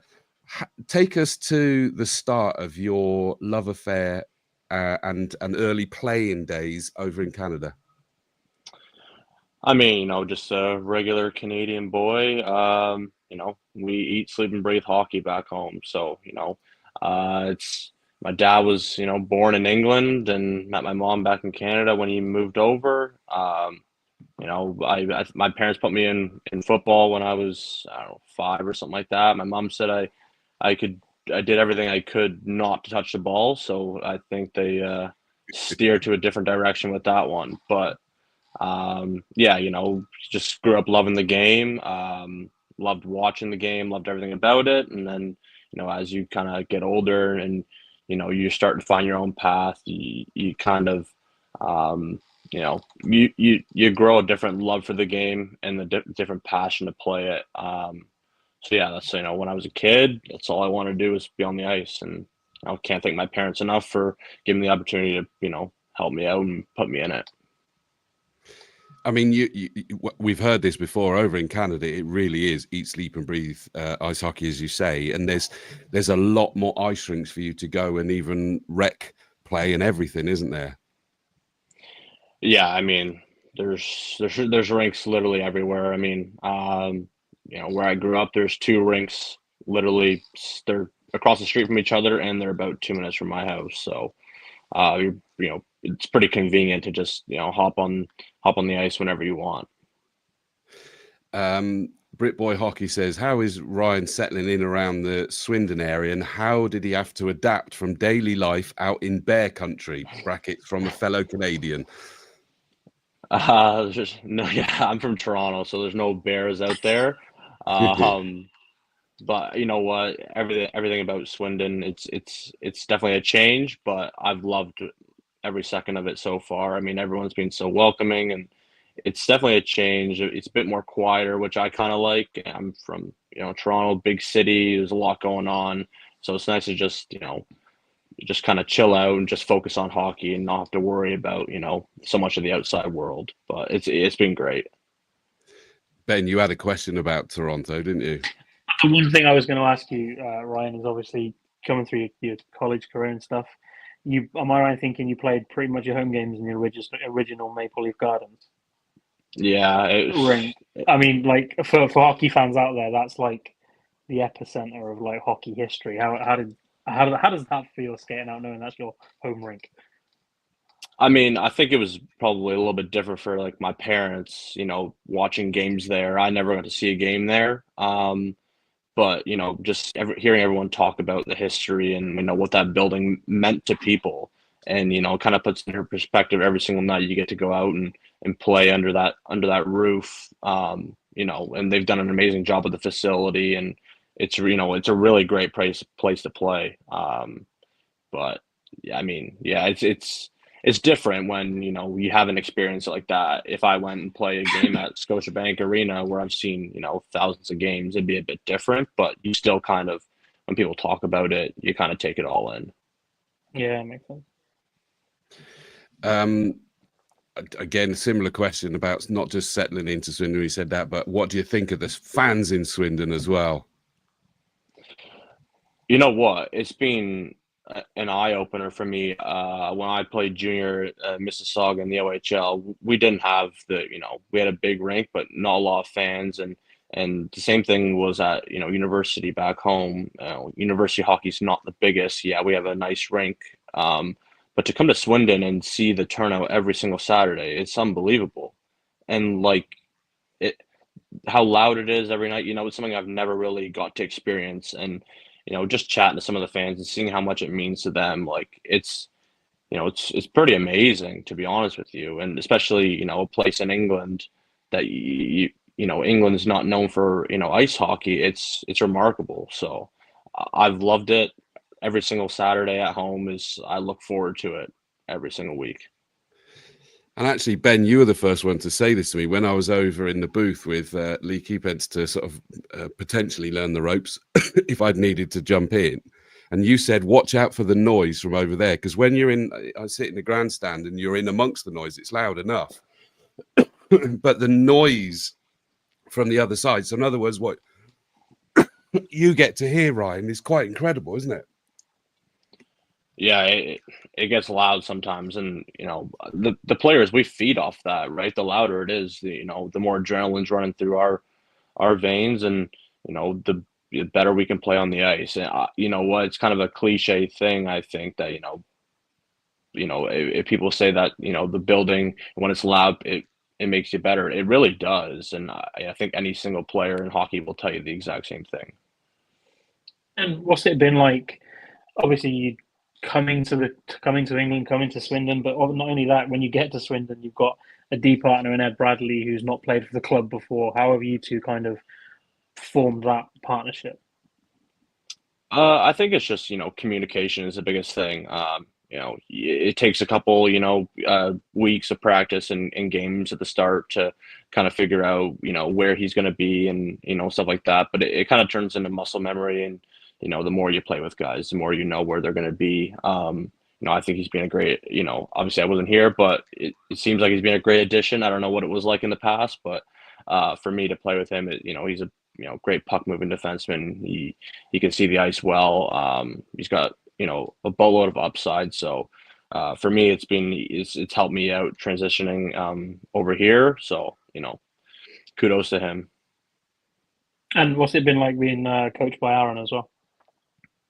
We have had that come in the comments. Yeah. So Chris might be able to check that one on the screen. So I wasn't really sure what it was going to be like with a player coach. I've never had it before. I've always wanted to be one myself, but I've never actually thought about it. But you know what? Aaron does an amazing job. I couldn't thank him enough for bringing me here. I've loved it. He's great with the guys. He's got a great relationship with a lot of the guys, and that definitely helps us on the ice. And I think that I've learned a lot from Aaron. I know I try and give Aaron some things from back home that I learned, and we have a great relationship, so that definitely helps. We were talking earlier about how you get involved in sort of coaching some of the D players. Was that always an intention, or was that just kind of evolved once you came over here? No, that was never my my intention. That's just the person that I am. I coached back home. I coached minor hockey for 3 years in the summertime. I would coach summer hockey tournaments all over the US and all over Canada. And then for the past 2 seasons while I was at school, I was a player development coach and video coach with the OHL team that I played for. So I was in there every single day. As soon as I left my rink downtown in the morning, I was straight back home and on the ice with them for practice and watching video and kind of learning the ins and outs of the coaching side of it. So I think it's just the person that I am. It's kind of embedded into me now to just want to help, and I think Aaron saw that from from early days, and kind of just let me run with it. And Ploozy and all the other lads and that are out there, they listen. I just try and help them. Ploozy's a couple years older than me, but he's the most receptive, and I know I'm hard on him, but that's just because I love him. So yeah, I think it's just in my blood and who I am. So I don't think that'll ever change. I was going to ask the question, but I think you're loving the player coach role probably answers it. Actually, I was about to say, what is your biggest personal goal over playing or coaching, or is it literally you want to be a player coach? I don't know. Actually, it's a hard question. I never really I've always wanted to be a player coach because I love to play the game. I want to be out there all the time, but I have a passion for the systems and how to break teams down and all that kind of side of it. So I think player coach, yeah, that would be the main goal, I guess. But it's such a hard thing to kind of get into But I mean, I'm happy just playing. And if I can help out in the coaching side, on a little bit on the side of even coaching the D in the morning, I'm totally okay with that. We want you out on the ice as well, by the way, just so you know. In fact, Chris Hardy said, incredible composure and ability to maintain his cool, even in the most high-pressure situations. It would be fitting to call the number 12 the fridge.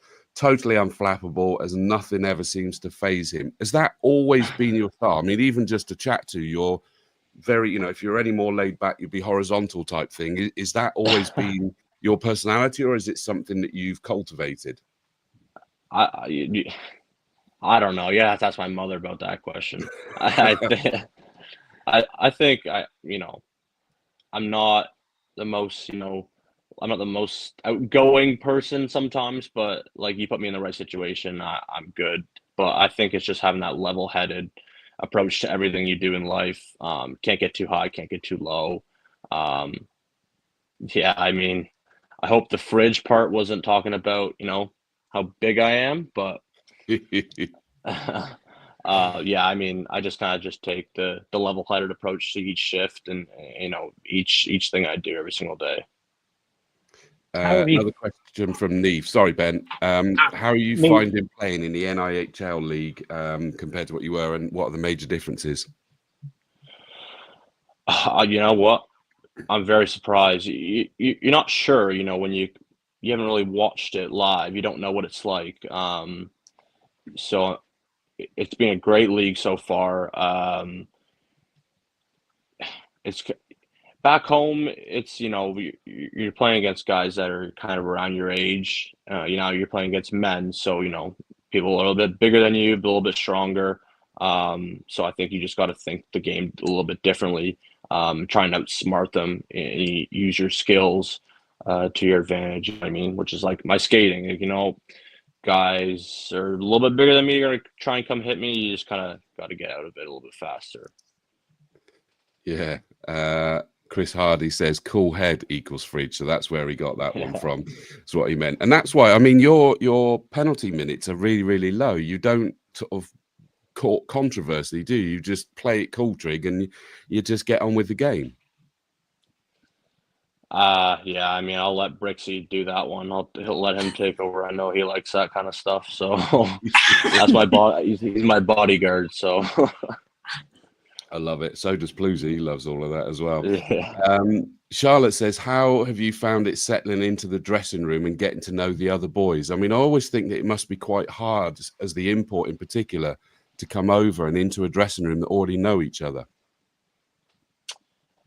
You know what? I think it's down to the guys that were in that room before I even joined, how welcoming they were. And, I was saying to my dad the other day, it's crazy because back home, no one watches football. But, when we're in the dressing room before practice, we're all talking football. And I love it because that's what I'm passionate about.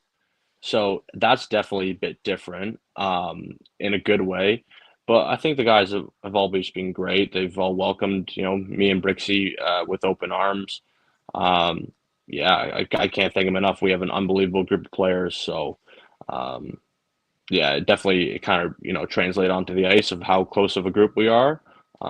So, yeah, we got a couple weeks coming up, which, I mean, during the Christmas season, it can be tough, but, the guys are dialed in.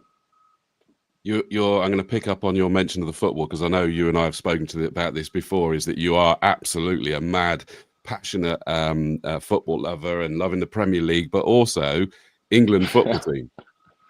And you have a tattoo of that. Yeah. When I was 6 years old, my dad brought me over here during the World Cup that was in Germany, and I got to spend time with family and stuff like that. So from a very young age, I just kind of grew up with it, and obviously my dad being born here and all my uncles, that all big football fans. And as I started to get older, I started to understand the heritage of my family. Yeah, and I've loved England. I love every part of it and love the football, but unfortunately I'm a Charlton Athletic fan. It's in my blood, so I'm not too happy about that one right now, but that's just that's something that you just you take with you every single day. It's where you're from. yeah, love football. So I was about to say, I thought you said you loved football, but I'll let that one go. It's fine. That's fine. I understand. Lisa Williams says, how good was it having your family over recently watching you play? And what did they think of the different rinks compared to back home?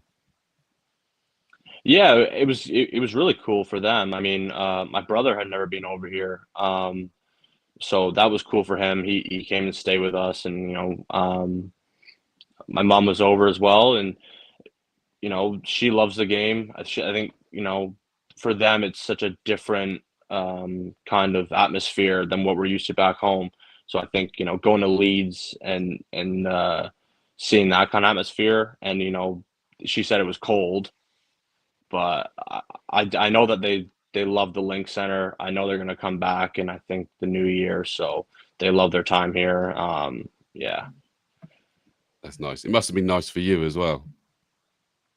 Yeah, it shows how passionate they are and how much they support me. Coming traveling all the way up to Leeds for a game, and then to Bees on the Sunday there. And they went to Bristol. Yeah, they went everywhere.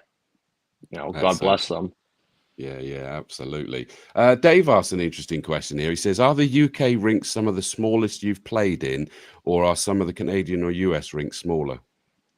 Oh, definitely the UK rinks are smaller. Let's put it that way. I know Aaron loves it. Yeah, I don't mind it now. Like now that I've kind of gotten used to the Link Center, it's definitely smaller than what we have back home. But a rink like Milton Keynes, that I love playing on those kind of rinks. Just a little bit more room to skate and show my skating ability and just move around kind of more freely. But once you kind of get used to where you play every Saturday, you grow to love it, and then the ice doesn't really affect you. Because I always find that mad. You mentioned football, for example. We're used to that being regulation size, but it's not that way in ice hockey, is it? No, I mean the rink we all play in back home. Usually they're like NHL regulation size, so it's just kind of the standard of what you kind of grew up playing with, and your boundaries kind of and your awareness. And I think when you go to a little bit smaller rink, things come at you a little bit faster, so you just got to think a little bit quicker. But I mean, once you figure it out, it's all good. Is it hard? I'd imagine that it's harder on the smaller ice. Yeah, you don't have as much time with the puck. Like you have that, back home you might have that extra second or extra half second. Whereas like on a smaller rink, you kind of just you have to make plays faster, like I said, and it kind of helps your game in a way. You're making more plays under high pressure, which is good. But at the same time, you want to be able to skate around and move freely. Sometimes it gets a little bit crammed, but I mean it's all part of the game. It is. Sorry, Ben, I talked over you there. No, I was going to say, how are you finding kind of the schedule of the back-to-back every week, 5 days off, back-to-back 5 days off, that kind of difference that we have in the UK? It was kind of the same for me in university. We would have like the odd weekday game, whether it was like a Wednesday or Thursday, like randomly, but it was mostly just Saturdays and Sundays we played. Okay. So it's kind of relatively the same. Yeah. No, fair enough. I mean, I guess that helps the transition as much as anything else then. Yeah, I mean, when we were in the OHL, it was like you were playing 3-3s for 4 weeks in a row, and you get tired from that. Charlotte says, I wonder what you thought of Solway's neutral zone. What does that mean? I wasn't there. Solway and Bees rink, they have like big zones, like regulation size zones, but the neutral zone is like half the size of ours. So any lateral plays in the neutral zone, you kind of can't make them. It's just you have to adapt like really, really fast to kind of weird rinks like that. Whereas, yeah, it's a bit different. But like I said, if you adapt quickly and you're able to adapt quickly, you can kind of figure it out, and it wasn't that bad. Fair dues. I like it. Last couple of questions from viewers by the looks of it. Seagala says, have you won any more 50-50s since that second team game? No, I bought some on Saturday. I was hoping to win, but no, I went to that Swindon Wildcats 2 game. I think I put in like a tenner, and Brixie had put in like 50 quid, and we were sat next to each other. And Paluzzi put in we were all there, and I ended up winning it. And Brixie was not happy. I actually have the 50-50 ticket stuck by our door, still the winning ticket number. Just to remind him. Just to remind him. Yeah, love it. You might understand this one, but Charlotte W says, have you had your Tim Hortons fix over in Gloucester yet? No.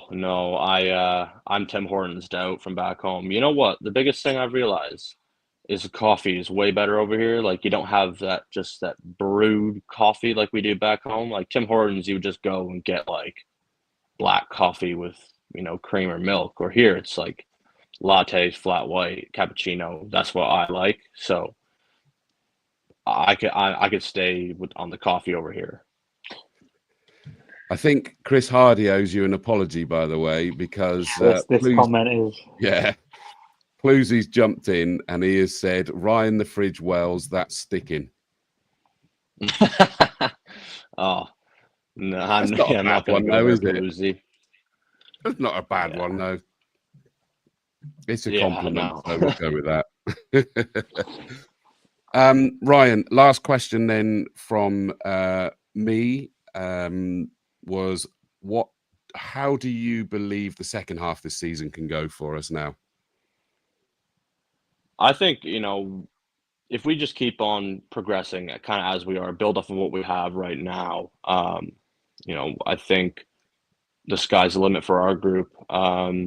It's just having the mentality, and then we talked about it in the room, and having the mentality that, we're going to go to war every single night with the guys in this room, and we all love each other. So, we have a real shot at this thing here. Like Paluzzi said earlier, the next couple weeks is going to, it'll have some impact on the standings, but we want to, get after it from Saturday onwards and, kind of just take one game at a time, not look too far ahead. But I think the mentality that we have in the room is definitely going to set us apart from the rest of the teams. Have they taken the time to explain to you what finals weekend in Coventry is like? Guys have tried, but like I said, I just kind of take one game at a time and don't get too wrapped up in all that stuff yet. Kind of in the new year, I'll start to figure it out. But just now, I'm just focused on the task at hand. Fair dues. Ben, any more from you, mate? Not from me. It's just going to say I know the fans have absolutely loved watching you play in the first 3 or 4 months we've had so far. And we can't wait to see what you and the rest of the boys are going to be like over Christmas and into next year. So, yeah, bring it on. Agreed. Yeah. Sweet. Keep it going. As we said at the beginning, when I interviewed you, I think, was it pre-season? I think it possibly was something like that. And we were talking about how not only are you a strong D-man, but you got one hell of a shot. And you went, thanks for putting so much pressure on me. Yeah. I guess that's the double-edged sword to it, isn't it? Is that you're coming with 2 sets of skills here, which is great. It makes you like a wanted player, but it does put pressure on you, doesn't it?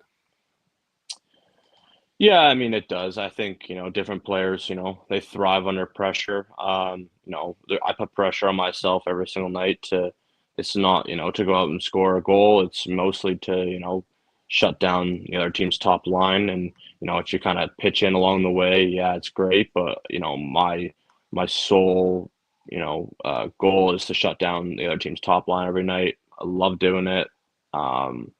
So, I mean, pressure is good sometimes. You kind of need that when you're going into games.